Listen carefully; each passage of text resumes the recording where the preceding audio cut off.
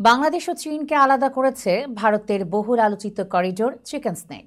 করিডোরের এক পাশে ভারতের অধিকাংশ রাজ্য থাকলেও অন্য পাশে রয়েছে এমন 7টি রাজ্য যেখানে কোনো সমুদ্র বেষ্টিত অঞ্চল নেই। ফলে এই রাজ্যগুলোর বাণিজ্য সক্ষমতা যেমন কম, তেমনি এর অধিকাংশ এলাকা বাংলাদেশ ও চীনের সীমান্তবর্তী হওয়ায় নিরাপত্তা নিয়েও উদ্বেগে থাকে ভারত।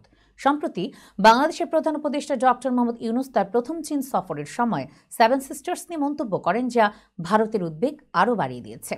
এরই প্রেক্ষিতে চিকেন স্নেক করিডোর অঞ্চলে নিরাপত্তা বাড়াতে ভারী যুদ্ধাস্ত্র ও সেনা মোতায়েন করেছে ভারত।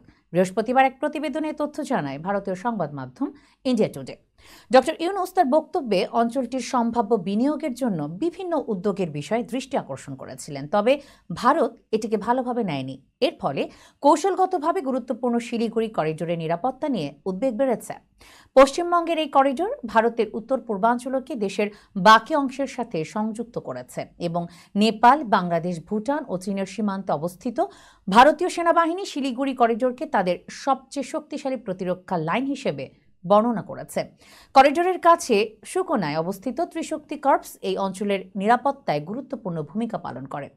ব্রহ্মোস ক্ষেপণাস্ত্র, রাফেল যুদ্ধবিমান ও উন্নত বিমান প্রতিরক্ষা ব্যবস্থা সহ আধুনিক অস্ত্রসজ্জিত এই বাহিনী যে কোনো হুমকি মোকাবেলার জন্য প্রস্তুত বলে জানিয়েছে ভারতীয় সেনাবাহিনী।